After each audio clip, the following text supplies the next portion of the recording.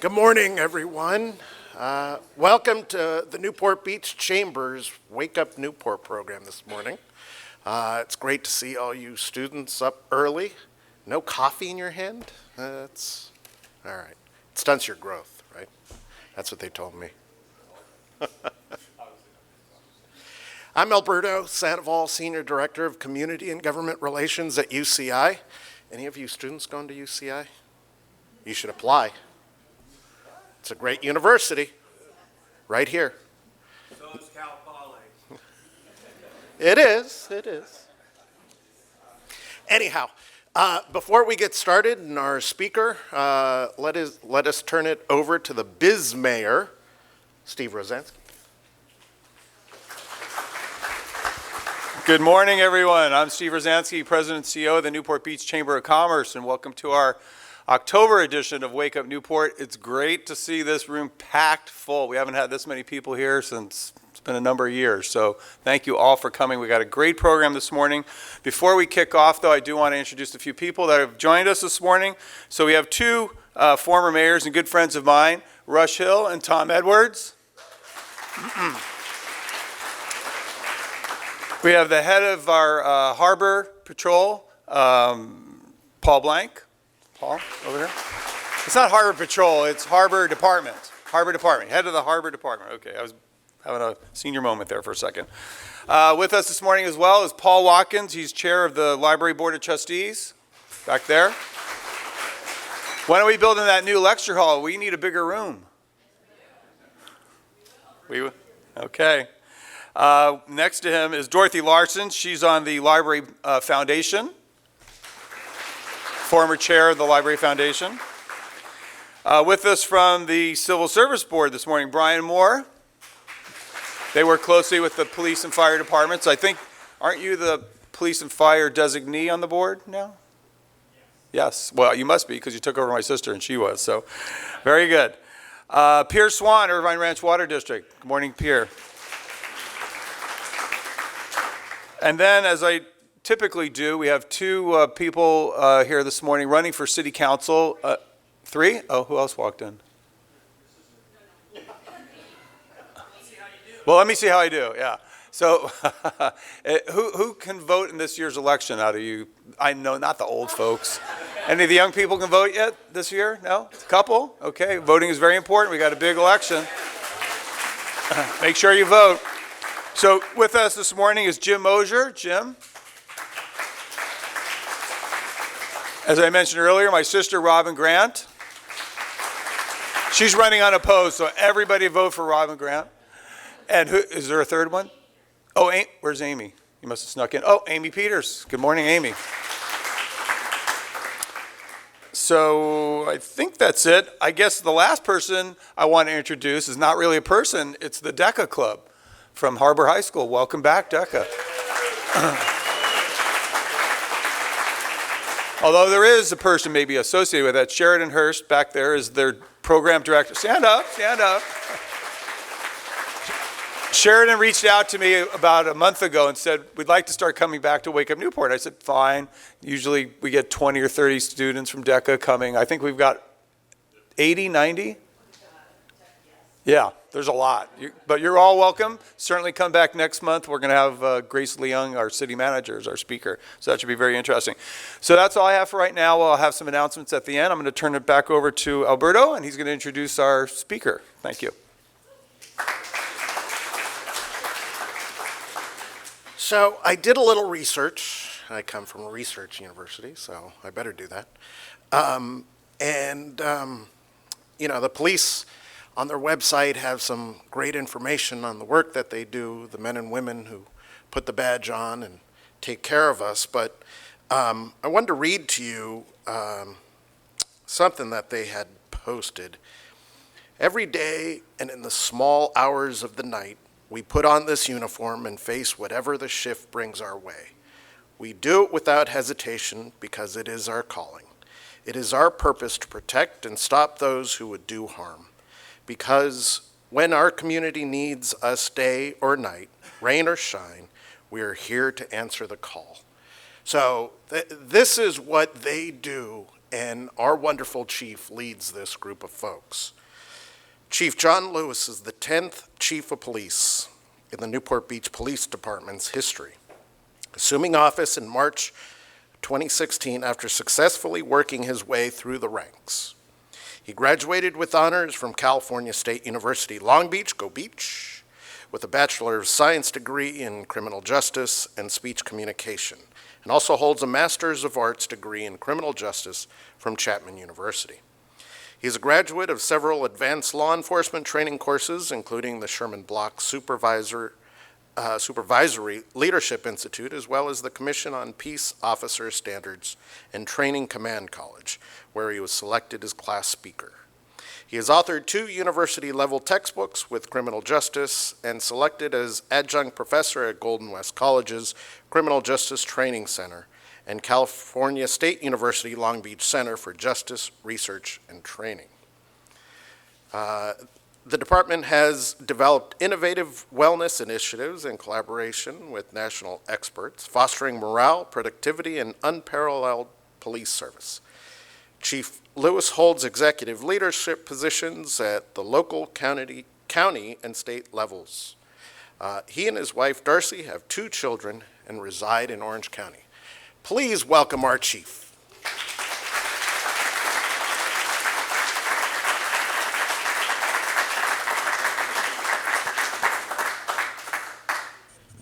That was a really nice introduction, and it was probably different than the one I got when I was leaving my house this morning. My wife told me to make sure I took out the trash before I came in.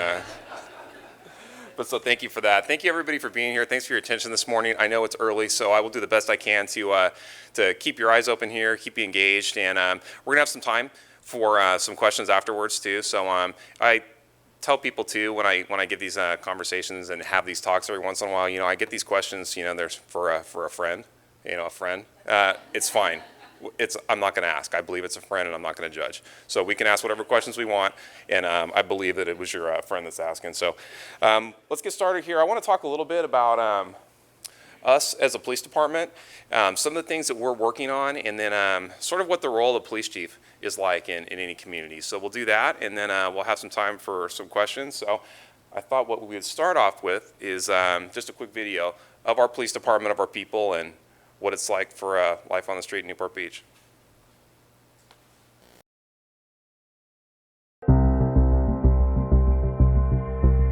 911, do you need police, fire, or paramedics? Police, please. What's going on tonight? Please help me. I think I hear somebody downstairs. They're trying the front door, and now they're trying the gate. Okay, not a problem. I have officers on the way right now. Area 4 units, 925 sir. RP's home alone and says that she hears noises downstairs. For over 100 years, the men and women of the Newport Beach Police Department have proudly served our community, all while remaining committed to excellence and maintaining the highest standard of ethics.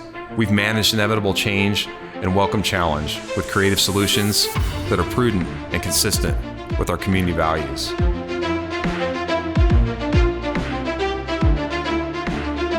We are the Newport Beach Police Department, and we will never waver from our commitment to providing the highest quality police service. Never.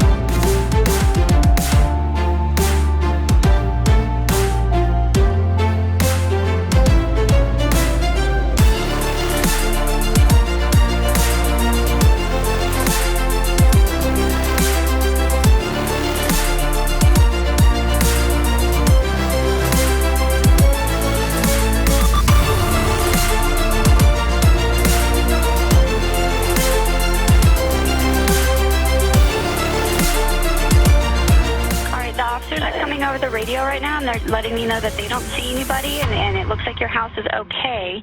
Whoever was there is not there now, and they're saying that it's safe for you to step outside. Can you take me with you to the front door? Okay, I'm with them. Everything's good, I think. Thank you so much. Oh, you're very welcome. Anytime, okay? We got you. Okay. All right. Thank you so much. Okay, no problem. Bye-bye. Bye.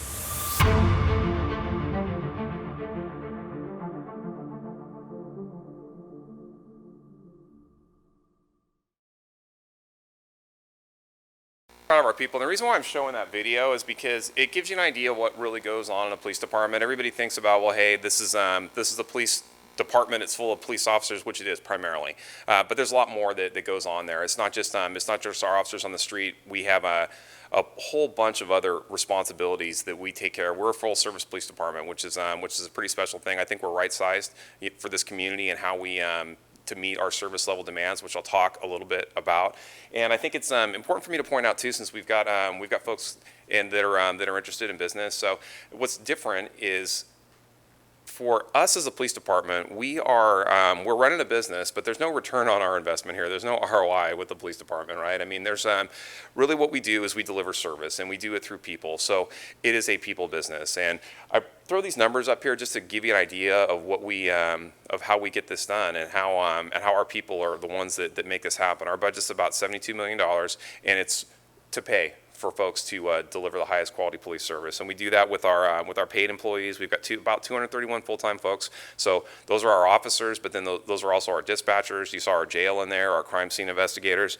We have a ton of part-time employees that do everything from help us out with writing parking tickets, to help with traffic safety, to also, we have a police cadet program where we have folks that are interested in law enforcement that work for us part-time as well. We have our volunteer program, which I have a few of them here, which I'm super grateful for. We have amazing volunteers that we frankly couldn't do our jobs without, that do so many things for us to support what goes on, and they don't get paid, which is nice for me, right? I can spend it on something else. I'm just kidding. I mean, I couldn't pay them anyway. With the amount of hours that they work and what they would charge, I think we would, we're definitely getting quite a bargain on that, so I'm grateful for them as well. And this is how we break up. Most police departments are sort of broken up like this into these divisions. The smallest division is the chief's office, and that's the division where obviously I work. But then we have our media relations, our crime prevention folks. We do our citizens academies, our teen academy, our volunteer program is all hubbed out of my office. We have a professional standards unit that helps us with, we have complaints that come in, things like that. Also civil litigation. They handle all those things as well, work with our city attorney. And then the rest of our department really is broken up into these big three divisions. So there's the patrol traffic division, which is all the uniformed personnel. That's what people typically think of as the police department. That's our largest, probably our busiest division. I think that the other divisions would probably argue that that's not the case, but they're the ones that are running 24 hours a day. We have our detective division, and we do everything with investigations. I mean, we have all the different assignments that you would think about in a police department. In addition to that, we also we really rely a lot on our intelligence function, our special investigations unit. Our world now is data driven, and we have to be out there paying attention to threats before they become threats. That's why our intelligence operations, those investigators, are super, super important to us. And then our support services division. Okay, I have a heart for this division too, because when you go to the police academy, they don't teach you about things like IT and fleet management and budget and running a facility and all those types of things. And so on the support services portion of our police department, that's the business. That's the part that keeps the lights on. Super important. Everything from our dispatchers, our records people. We have about 200 vehicles on our fleet that are maintained by team mechanics as well. So that's the way our organization is broken up overall.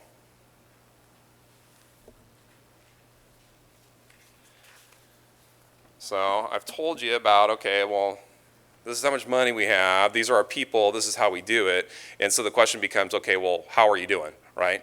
You know, while I may not have an ROI, I also do have standards that we look at, and to make sure that we are endeavoring to provide the highest quality police service. And so how do we do that? And so in my mind, I've been in this business. I started here when I was in college. I got a part-time job here at the police department, and I've seen so many changes over a lifetime in uniform. But the one thing about any police department, right, and to me, take it all, strip it all away, all the things that you hear about. The bottom line is that there's two things that matter, okay? In the middle of the night, it matters how quickly that phone gets answered and how quickly an officer is there, bottom line. Because most people in our community are probably gonna call the police, rarely, right? I mean, it just isn't happening, which is a good thing. But when people call, they expect that the phone's gonna get answered quickly and that there's gonna be an officer there at their doorstep. So how do we do that? We track all that, and that's what these numbers are reflecting. So I'll talk about our call and answer times first, and I think that this is one that we track. So you look at that number, 99.7% of 911 calls are answered within 15 seconds at the Newport Beach Police Department. So that's 3 rings, right? So if you call 911 at the Newport Beach Police Department, somebody's going to answer that phone within 3 rings 99.7% of the time. And that's extraordinary. And what's particularly extraordinary about that is when something that maybe it doesn't appear to be that big a deal from my perspective in the field. Let's say it's a traffic collision. I hear a traffic collision that goes out, and there's a couple officers that are rolling to it.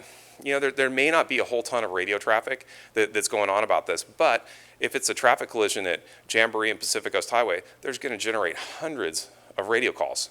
And so our dispatchers and they're all going to come in on 911 for the most part. And so they're going to manage that, and they're going to make sure that every single one of those phone calls gets answered within that 15 seconds. It's extraordinary what they're able to do in there. And for the most part, we have 100% days more often than not. About 161, I think, is what we had last year, but we're always right about there. We're 100% of the time we don't miss, and we get it within those 15 seconds. So that's, you hear stories about 911 being busy. Can you imagine? Right? If you call 911 and it's busy, I can guarantee you, and the data will point to it, that that's not something you're ever going to experience here in Newport Beach. Our response time, our priority 1 calls, these are the big ones. These are the lights and sirens, those types of emergent calls. We're rolling at 3 minutes and 19 seconds for priority 1 response times. That's super fast. And when you look at a city like Newport Beach, I mean, so when I look at this, it tells me number one, how quickly and how efficiently we're getting to our calls.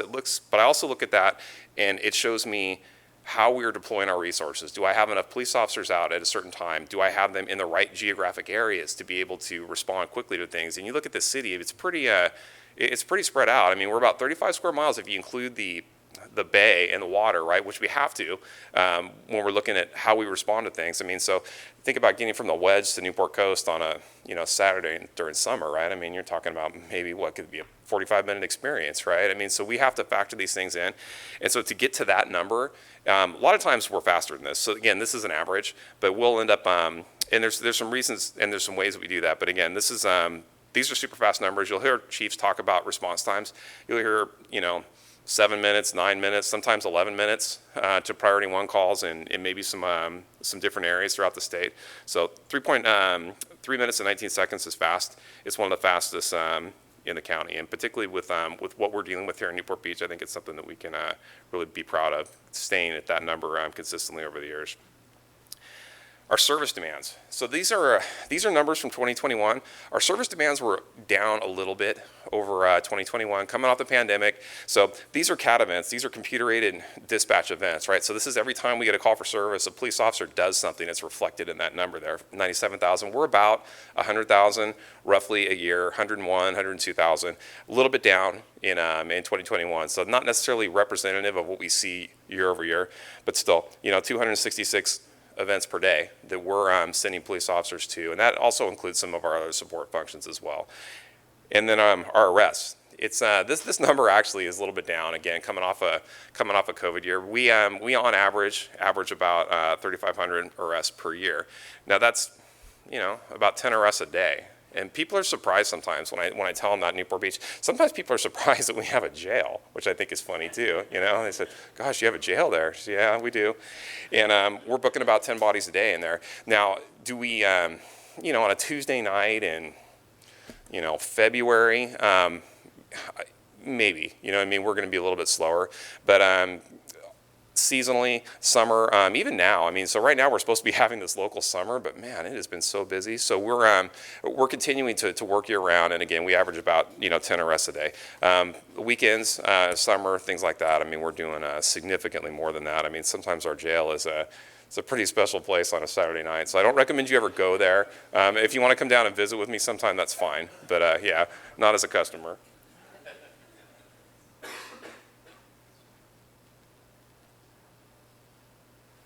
So I want to talk about the role of the police chief. And I think it's interesting because I get a lot of questions about this. I said, well, gosh, are you elected? Are you appointed? What is it that the police chief does? Do you have a boss? I get that one too. I said, yes, her name's Mrs. Lewis.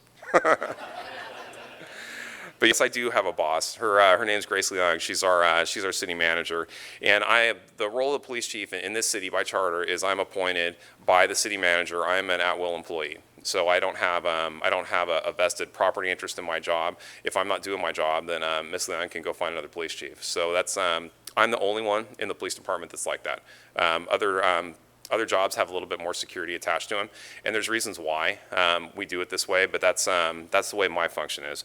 And what I do is I've got these three sort of things that I'm always juggling, right? I mean, it's the police department, it's our city government, and it's our community. And those are it's kind of like three legs of the stool for any police chief, right? And if you need to have all three of them, right? Because it gets pretty wobbly if you're not if you're short in one of these areas. So it's a challenge, and depending on what's going on at the time, I may be investing more in one area than the other. You know, the easiest thing for anyone like me that grew up in this business is running the police department. It's not that it's easy, it's that I'm comfortable with us running police operations. I mean, I've worked graveyard patrol in a radio car for, you know, a significant amount of my career. I know how to handle critical incidents. I know how to handle emergencies. That's what I do. So that part of my job is super fun, and that's the part that I'm the most comfortable in, frankly, because that's what I've been doing for 30 years. Now, the other spaces here, our city government. Now, the police chief is a department director, so I'm part of a management team with the city. So that's our harbor master here, Paul Blank, which, by the way, Paul, you're not wearing a spooner today, and you're wearing a tie, which, I mean, I feel honored. It's a bad day. Is it? Okay, all right, well, thank you. You know, I mean, I always see, so Paul Blank's our harbor master, and he's a really good friend, and so he comes to our management team meetings, and he's wearing his Newport Beach nautical Wren spooner, some days with shorts, and I think, gosh, maybe I've gotten the wrong line, you know, maybe I should work for you. So that's what but that's what I do. I'm part of our management team, and that's all of our departments, our public works department, our finance department, HR, so I'm part of that team involved in our city government, and that's also where our city council is. Now, I don't work directly for the city council, but from a policy standpoint, our city council directs our city manager to be able to get what their initiatives are done through their directors. So that's all part of city government in my mind, is part of that, again, stool that I try to stand on. And our community. Depending on what's going on, this is super fun for me too. I feel like I've grown up here. I mean, so there's a lot of folks that I'm involved with, whether it's different service groups or meetings or things like that I go to that are, you know, it's kind of like family. And sometimes we have family fights too, which is, you know, somewhat interesting in these meetings. But this is a special place to be able to work, because I think that when you are around Newport Beach for as long as I have been, you understand what a special place this is. And anytime when I'm involved in these various different community meetings, and sometimes they get hot. I mean, sometimes there's, you know, some pretty passionate opinions about things on both ways. I think that we understand that we all love Newport Beach and that we're all trying to do the right thing. And so that's, for me, that makes this a pretty special place to work. And I always feel, even if I may have a tough issue that I'm trying to solve within a certain area of the community, I know where our hearts are when we're trying to solve it. So, and it depends on what's going on. I mean, so you give us, like, for example, when the pandemic is going on. I mean, I have our city government for the most part is scaled back, right? I mean, you know, people are telecommuting, doing things like that. The police department, our service demands are falling off. You know, we're just not seen. I mean, everybody's at home, right? I mean, so we're having issues, but again, our calls for service are going out. In that space, I'm in the community a lot. And that is, and in this time it was on, you know, Zoom and whatever else, but we've got all kinds of things that are going on, whether it's the protests and just the things that we have never seen in this community before. I'm out there talking to folks, meeting with people, letting them know, hey, this is what the police department's doing. This is how we're planning for this, and those are the spaces that I think that for me, growing up here in Newport Beach, is of value, because I think that over time you develop relationships and trust with folks, and we're able to kind of get through some difficult things. So those are the three legs of the stool, kind of the three things that I'm always juggling, and really any police chief is juggling. And if you see, there's times where police chiefs will get themselves in trouble, you know, whether it's politically or whatever else it is, but you see things. You know, across the country when things happen. Think about those three things. Now, you can probably get by with with two, being strong in two of those areas and maybe needing to improve in one. But if you're short in two of them, then you're probably going to be looking for another job. So that's kind of the way this role really works.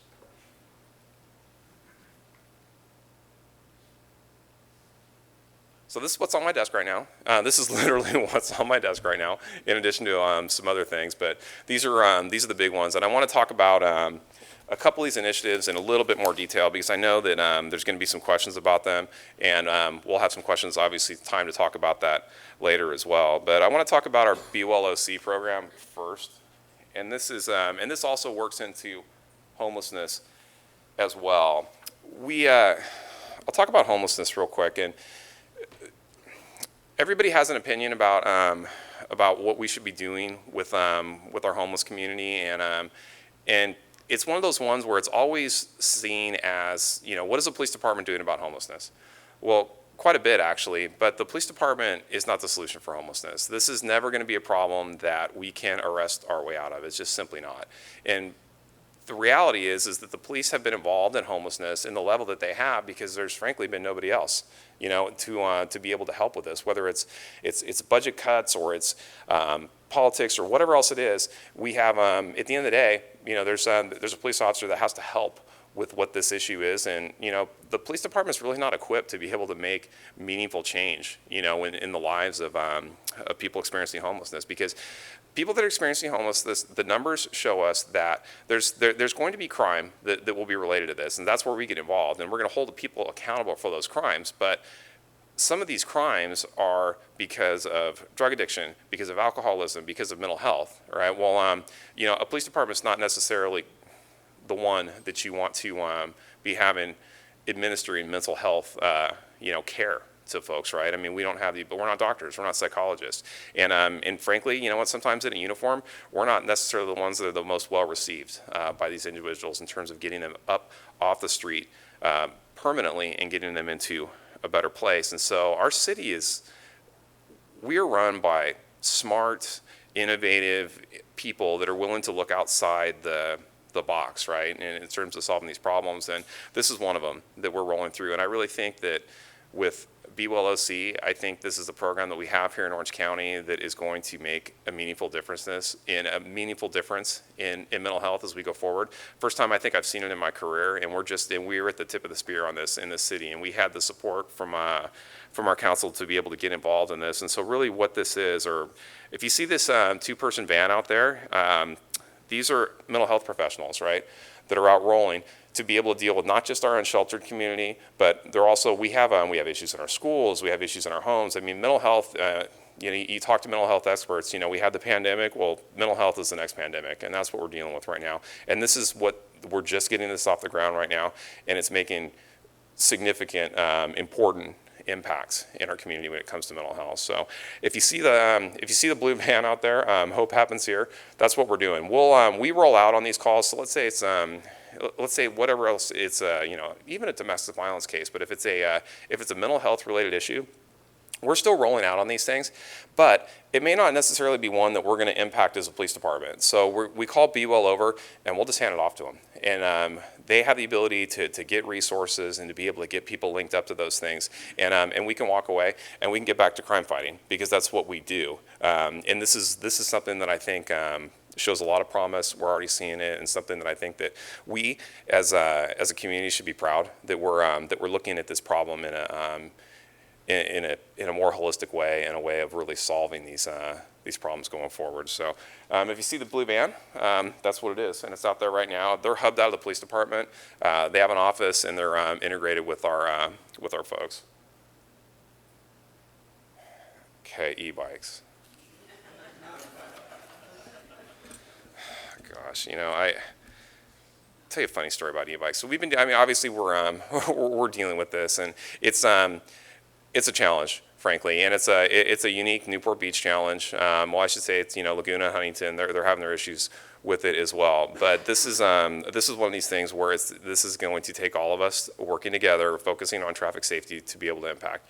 I think that we have a significant proliferation of e-bikes, and the schools are an issue, obviously, before and after school, and we hear a lot about the kids and their behavior on these e-bikes. Well, my friends, it's not just the kids, okay? Our adults could use some help with this too.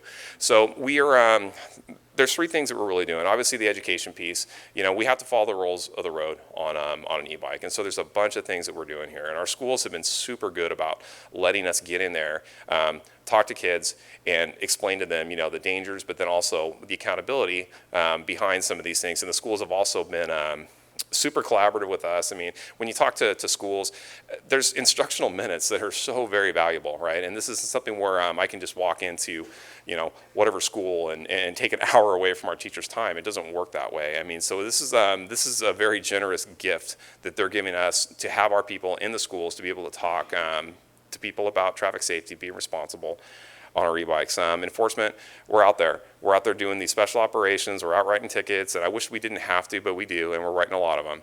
And I'd rather not do that. I'd rather have people just follow the rules of the road, right, and ride these e-bikes safely, but we're going to continue to do that. And then we also have another piece where we're collaborating too with our partners. I'll tell you what, the Harbor Council is that's our PTAs, and those are our PTA parents that are involved in this. They've been super helpful with us, and I'll tell you what, that's part of this is the parents here helping us out. I don't think parents maybe realize the danger sometimes, and I'll use example. I just I was driving home with one of the kids in my neighborhood, one of my neighbors, and she's riding along on her e-bike, and she's holding her cell phone, and she's got one hand on the handlebars, and she's wearing her helmet, which I thought was pretty cool, but her helmet's, it's not attached, right? I mean, so what are we doing here, right?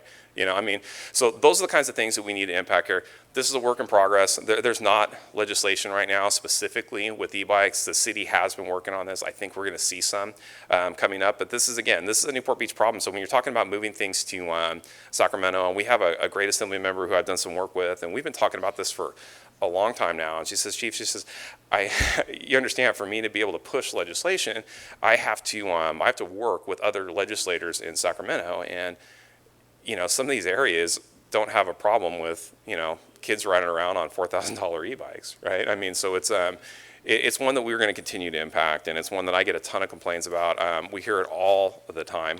Our people hear it all the time, and we're working on it diligently. But it's one that's going to have to take all three of these pieces here. And again, what I worry about too, I have kids too. My daughter's in college, my son's in high school, and I worry about them and I worry about their friends. So here's my lecture, and I'm going to preach, and my kids hate when I preach. Please just be careful, guys. All right, follow the rules of the road. Wear your helmet. All right, you got bright futures. Don't let something like this slow you down. All right. You hear a lot about police hiring right now, and I think with some of the things that have been going on in the world, we've seen what was a pool of police recruits, right, really shrink down to a puddle. And in Newport Beach, we have high standards for our people. I just got done telling you about our people and what our expectations are of them, and we are still going to hire the best people to be able to do this job, but it is much harder to do now. And this is why. When you look at, we're still getting good quality recruits that are coming in. We're getting good quality lateral officers that come in and they want to be a part of the Newport Beach Police Department, but it takes time. And when we see people, we've had, and we're not the only ones, we've seen people in Newport Beach, but we've also seen in other different areas of Orange County where, I've got mid-tenured officers where they're deciding, hey, you know what, I'm going to move out of state. We've lost officers to South Carolina, Tennessee, Idaho. I mean, and that's not something that we have seen up until these recent years. So when you lose an officer like that, so I just lost one of our officers to South Carolina last week. So if I want to replace that officer, it's just not as easy as doing just a quick interview and let's get somebody else out there. So this is what the timeline looks like. So I just pulled this one off of this is one of our recruits that's in the academy right now. So this timeline here, in essence, we're talking about a year from the time that we get the application until they graduate the police academy.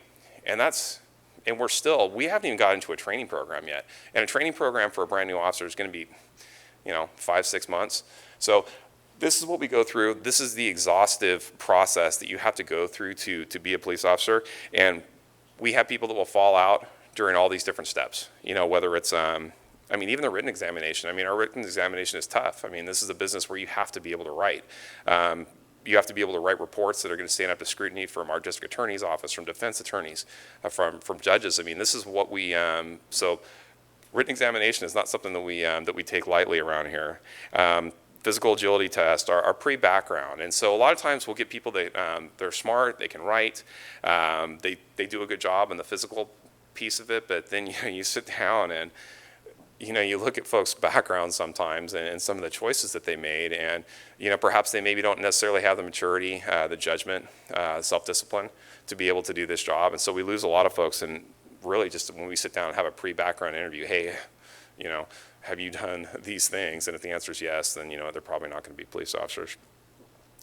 Polygraph examination, we do a thorough background investigation, and this takes time too. Sometimes many months, and if someone lives out of state or something like that, it's going to take even longer, because we'll fly people out to meet with family and make sure that, again, we're getting the right folks to come in and be able to do this job.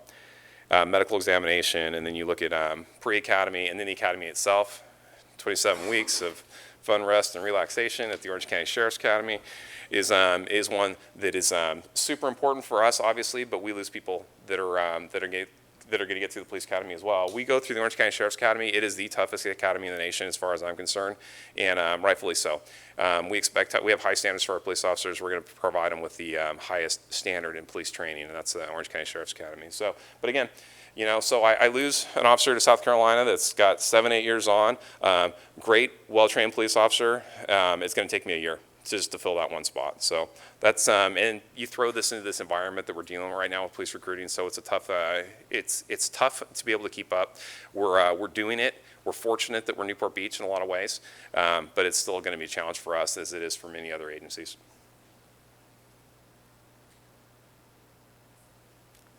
All right, now Steve, how am I doing on time here? I'm past. I'm 5 minutes past. He told me to go till 20 after. So I've got 5 minutes for questions, and then I've got some other things here to talk about too. But I'll pause right now. Questions from anyone? Yes, Ernie. First of all, we all appreciate everything that you and your department have done, and thank you very much. Thanks, Ernie.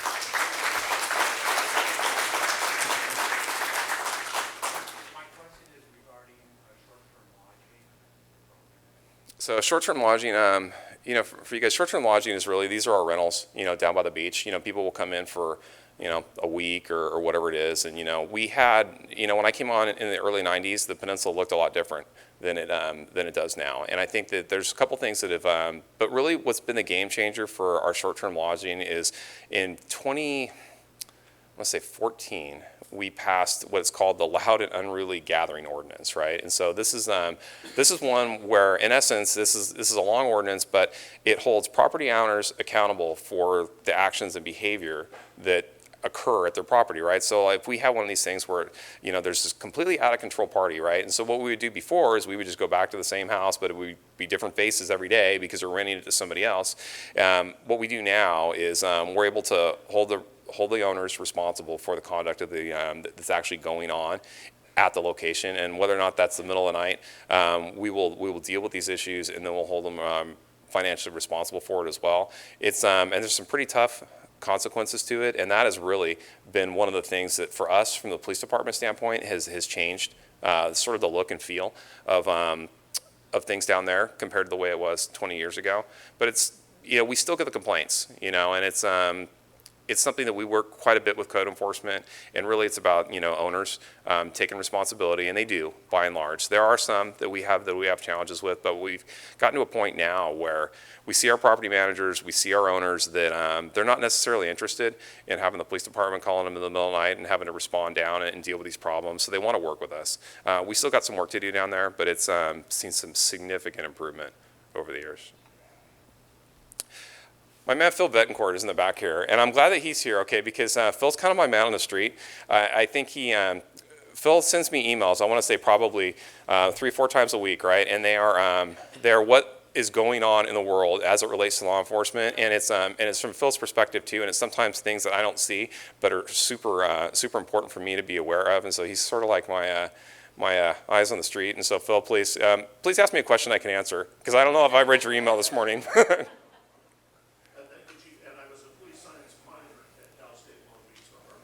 Go Beach, the Harvard of the West. So there's legislation that got passed this year, the governor signed, and it talked about jaywalking.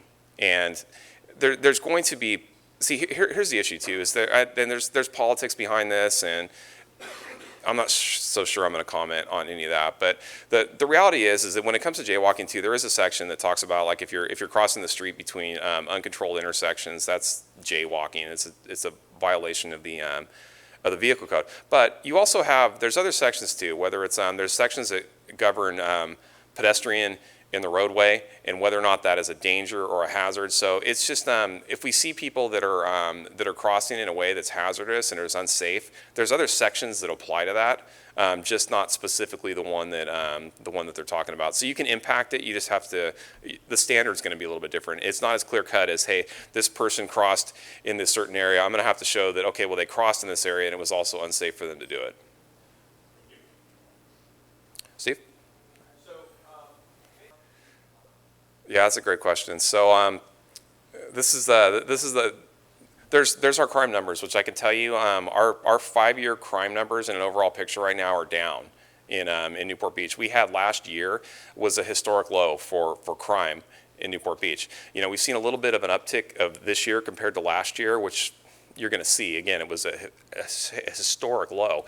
But in terms of our 5-year average, you know, we're down on crime in this city, which is something that I'm grateful for. I think there's a lot of good work that goes into that. But we also, we spend a lot of time pushing the information to our communities, to our HOAs, about, hey, when something happens, we want people to know about it, right? So that hopefully we can prevent it from happening. Again, you know, or a similar circumstance like that. But that's kind of the sword that cuts both ways, right? Because now all of a sudden people are thinking, oh my gosh, you know what? There's all of this crime that's going on in my neighborhood. And so from a statistical standpoint that we look at from Part 1 crime, we're very safe in this community. In terms of violent crime, we are extremely safe in this community when you look at others. But you're hearing a lot right now on the news about it. You're aware of it a lot more than you were because of some of these different things. And so I think for me, it's we just got to kind of keep it in perspective. This is a safe community. It just is. And there's a lot of reasons why that is, and it's not just the police department. I think the city does a great job of you know, maintaining our medians and our streets and our libraries. And there are so many things that go on in this city that that contribute to that as well, in addition to the police department. But here's the thing too about crime numbers is if you're the victim of a residential burglary that year, okay, now I could be down whatever 15% in residential burglaries, okay? If that happens to you, you're up 100% that year, right? Okay, so that's not lost on me, and I will never, and I never look at that as, you know, numbers just for the sake of being numbers. You know, we understand it, and it's particularly when it comes to certain crimes, these are significant personal violations of our space and our safety, and so we continue to be able to be out there and impacting them and holding people accountable and being creative about how we do it. But the overall numbers, you know, they tell us we're pretty safe. Yes, ma'am. I think it's, so the issue is with us here in Newport Beach. I mean, there's, we have officers that, frankly, they live out of state, some of them, you know, and they commute. I don't know how they do it, but we don't have a significant portion of our police officers living in Newport Beach. You know, I mean, I live next door in Huntington, so I'm pretty close, but I'm probably one of the closer ones. So it's something that we, you know, operationally, I mean, here's my personal opinion, taking all the politics out of it. I feel like if, because I'm part of this community, I really, even though I'm, you know, a few miles away, I mean, I'm here on these beaches and I'm on these baseball fields, and so there's a connection that you feel as a police officer when you're actually part of the city rather than coming into work and leaving. And I think our people are still connected in a way that because again, this is a special place, but there's a piece there, you know, that I would like to see more of our folks living closer, because I think that there's pretty significant value in that. I mean, you got a question right here, and Steve's about ready to yank me, but well, here's what I say. Always call us, right? I mean, so this is I would never say don't call us, right? Just call us if there's an issue that you're having at a business or an alcove or whatever else it is. We'll go out there and we'll figure it out, you know. And if it's maybe something where it's not a crime involved, then we'll get our BWL team out there to be able to help these folks. And so just call us. And I think that we're always going to come, you know. And it's so don't if you're ever have that thought in your mind, what can the police do to help? Just call us, and we'll roll on those types of things. And if we can be the conduit for some resources for this person, if that's the minimum, then we will. But if there's a crime involved, then we'll deal with that as well. And then yes, please. Yeah. There's so many things that there's so many charities that are doing great work out there that we can be able to help. And I think that there's you look at food insecurity, for example. I mean, people think that, gosh, maybe I can help by providing this person something to eat. They're here on the street, maybe they're hungry, and maybe that could be the case sometimes. But there's also need for when we get people up off the street and we get them into supportive housing and trying to support them once they're there. And so maybe food and assisting with that with some of the charities out there is something that we can help with as well. But there are so many ways to really get involved and help. We have some great charities around here. We have Share Ourselves over in Costa Mesa, which does some amazing stuff to be able to, and a lot of it too, I mean, it's even job education. I mean, I've spent time too where, I mean, I know how to handle an interview, right, and be able to do those things. So but there's people that don't know how to do that. Can I help? And can one of these nonprofits, they're the ones that be able to help facilitate those types of things, medical care, you name it, clothing. I mean, so there's, I'd look at Share Ourselves as a great one over in Costa Mesa. They're doing a ton of stuff that I'd suggest, and there's plenty of others. We have some different resources that are specifically tailored to helping out those folks. So I just encourage you to take a look at those. But great question. All right.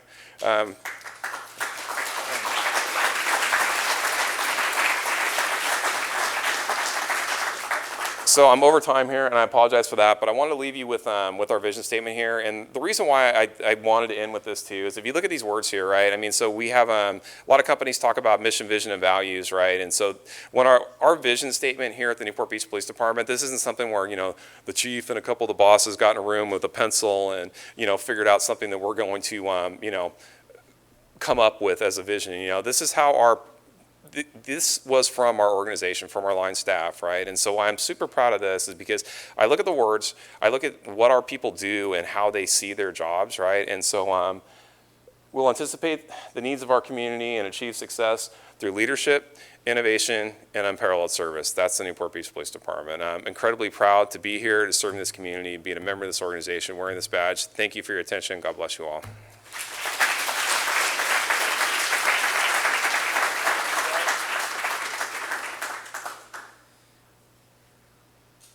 Okay, that was a great program. Thank you all for coming. I'll just quickly mention a couple things we have coming up. Tomorrow is our signature business event that we do here at the Chamber of Commerce, our economic forecast. It's going to be at the Balboa Bay Resort.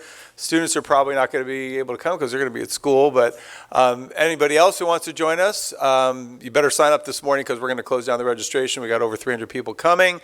Balboa Bay Resort, check-in is at 11. The program starts at 11:30. We have two great speakers, Chris Schwarz. If you've been watching our Zoom broadcasts during the pandemic, Chris was the speaker. He's also done the in-person ones for several years now. He's our forecast speaker, and we have the chief economist for the California Association of Realtors, Jordan Levine, will also be giving us a real estate update and what we can expect in 2023. Following up on that, on the 19th of October is our networking luncheon. It's going to be at Pistango this month. Is that the right date, Annette? Yes, thank you.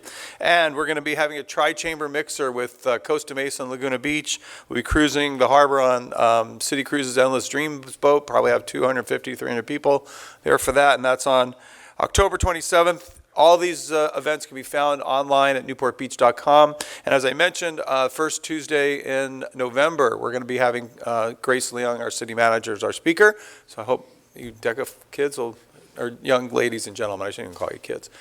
Young ladies and gentlemen should join us for that, as well as everybody else here. Thank you. Have a great rest of your week, and we'll see you soon.